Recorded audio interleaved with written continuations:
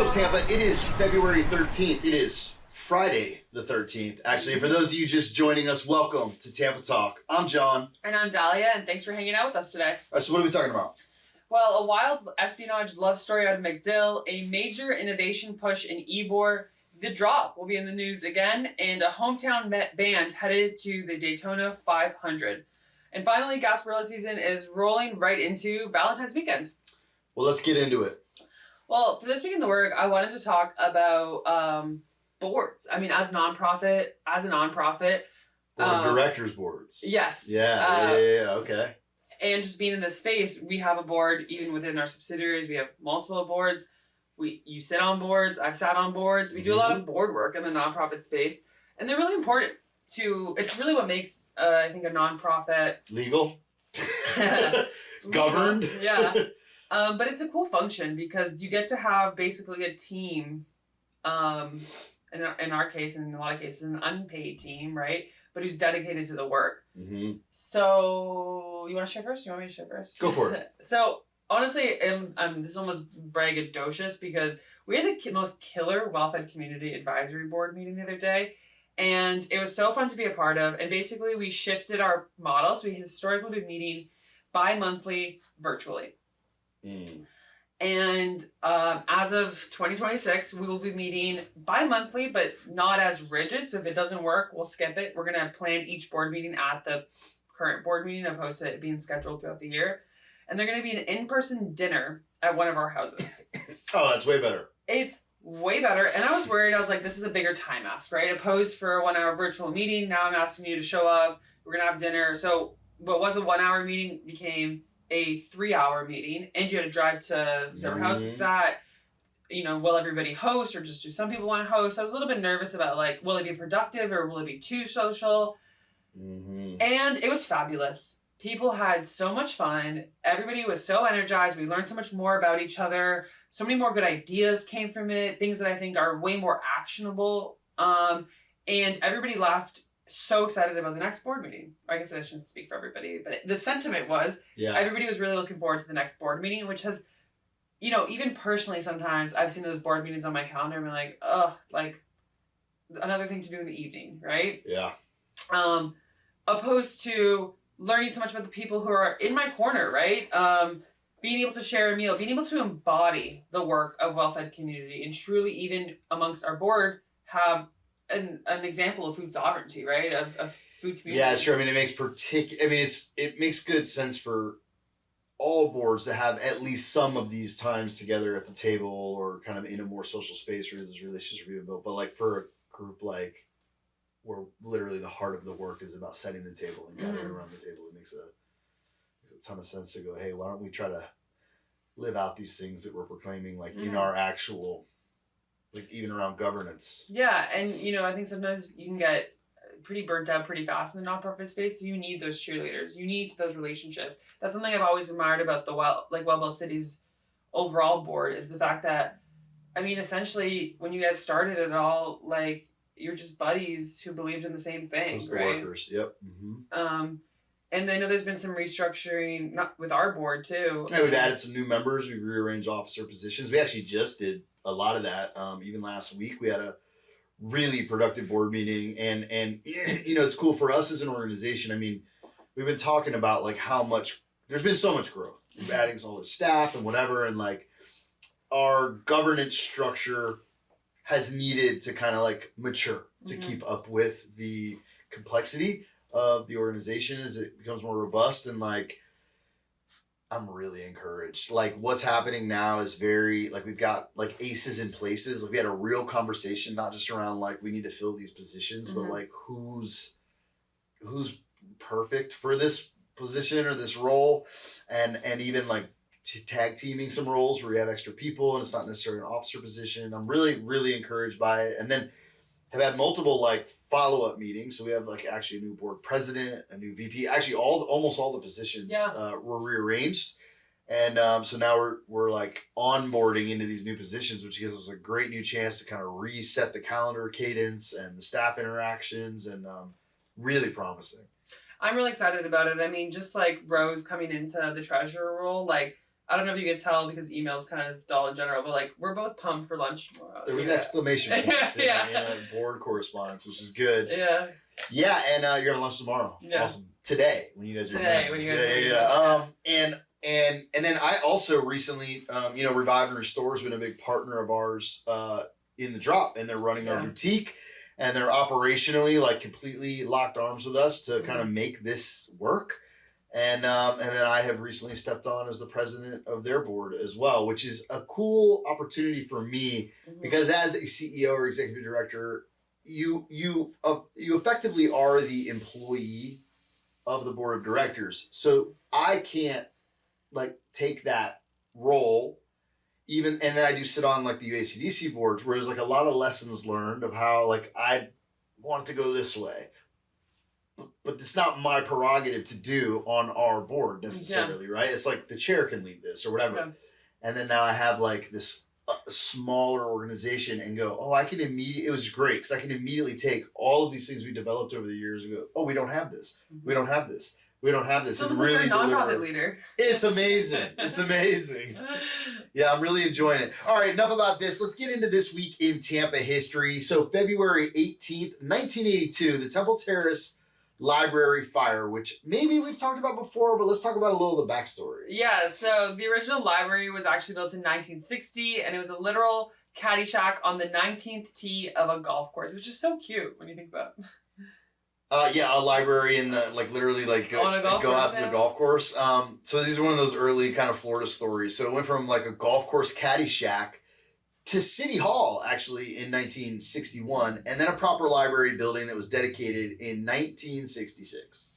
And in 1982, an arsonist set the place on fire. So nearly 12,000 books damaged, 11,000 books, and over 1,000 recording.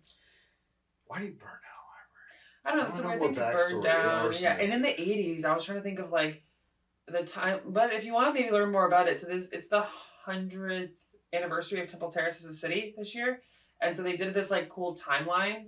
Anyways, they've been doing a lot of the like sharing Temple Terrace history, which I think Temple Terrace is kind of a cool piece of like the greater Tampa Bay, Tampa Bay, or I mean Hillsborough County history in terms of like how it was settled and things like that. So anyways, I've been enjoying a lot of that. Well, if you want to read more about that, we will put a link in the notes and in the email that goes out. But it was a devastating fire for a community, devastating destruction for a community library. And I think the silver lining to the story is that within 6 weeks, the citizens of Temple Terrace and the Women's Club rallied and reopened temporarily at the Lightfoot Recreation Center. Then 1 year later, February 16th, 1983, the refurbished library was dedicated. Oh, that's kind of cool. Almost a year later. Or almost exactly a year later. And just a reminder that Tampa Bay communities show up and take responsibility for the condition of their own neighborhoods. All right, first headline. This one sounds like a Netflix script. A retired Army colonel working as a civilian contractor at U.S. Central Command at MacDill Air Force Base has been sentenced to 2 years in prison. And he was sentenced because he sent classified battle plans to impress a woman he met online. Yeah, so Kevin Charles Luke, 62, texted her a photo of classified Middle East strike plans in October of 2024. And the article that we shared quoted him with the message being, "Sent to my boss earlier, ... Gives you a peek at what I do for a living."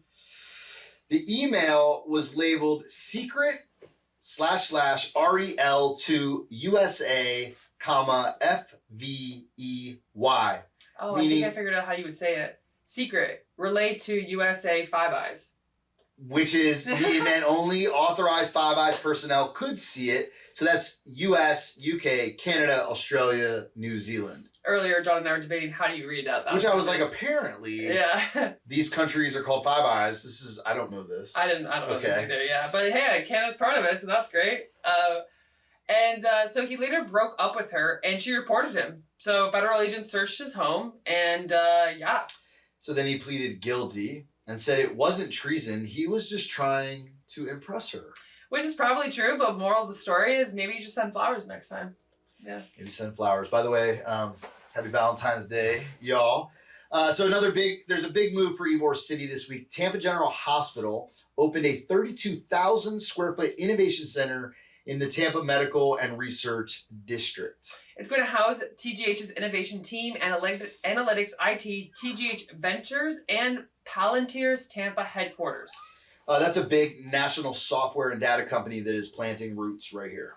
And TGH says this cements Tampa's growing role as a national destination for health, technology, and research.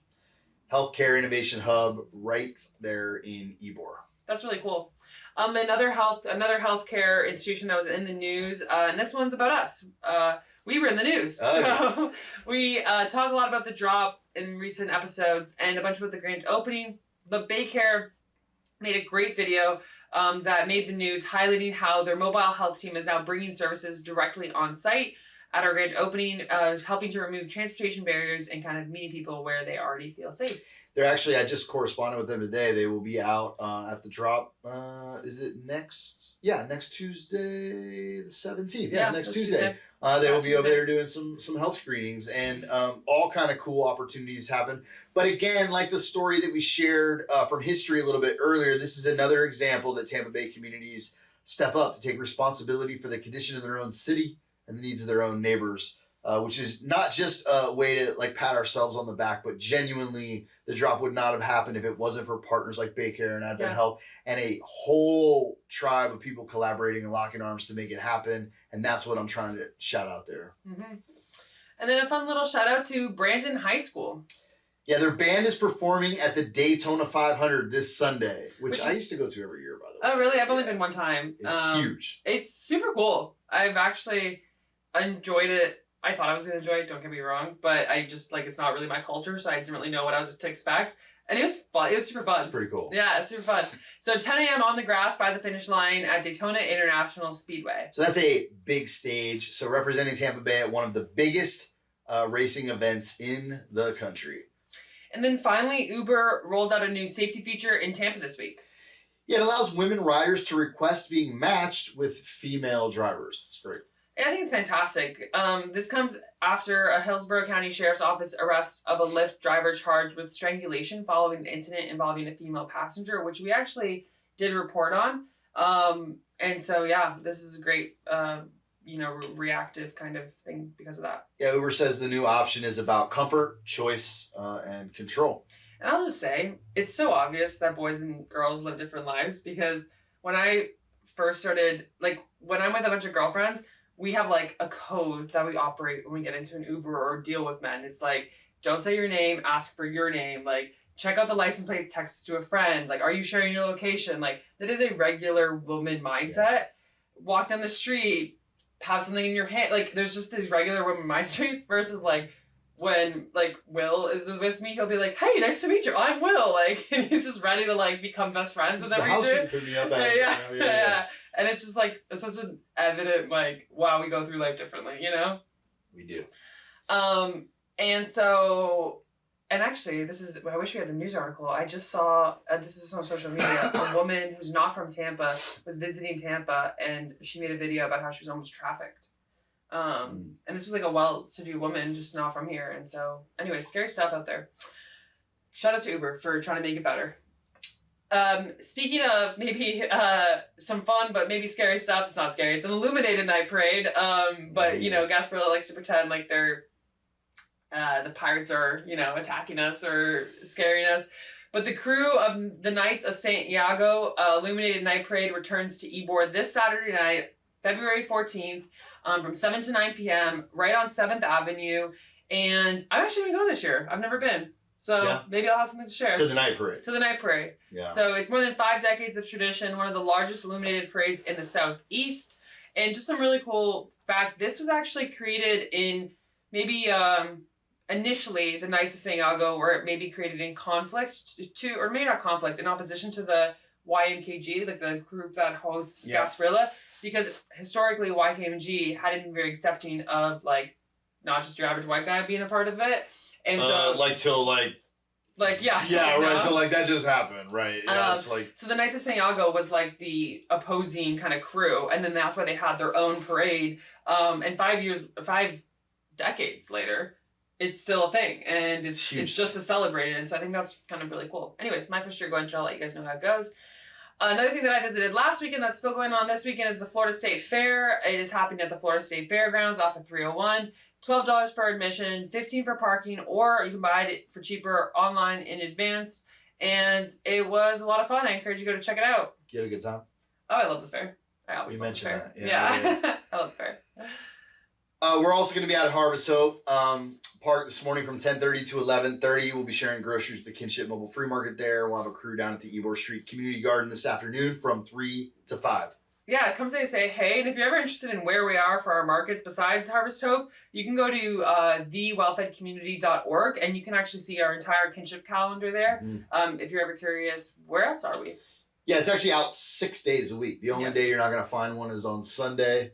We're out constantly. Guys, thank you so much for listening. Please don't forget to comment, rate, share this show. Please help engage with this wherever you're seeing it. If you want to share a link directly to the podcast, it's tampatalk.xyz. And if you want to deliver straight into your inbox every morning with all the links we're talking about, wordonthestreets.xyz to subscribe. All right, well, that's what we're talking about, everyone. And thank you for joining us. So until next time, y'all be good.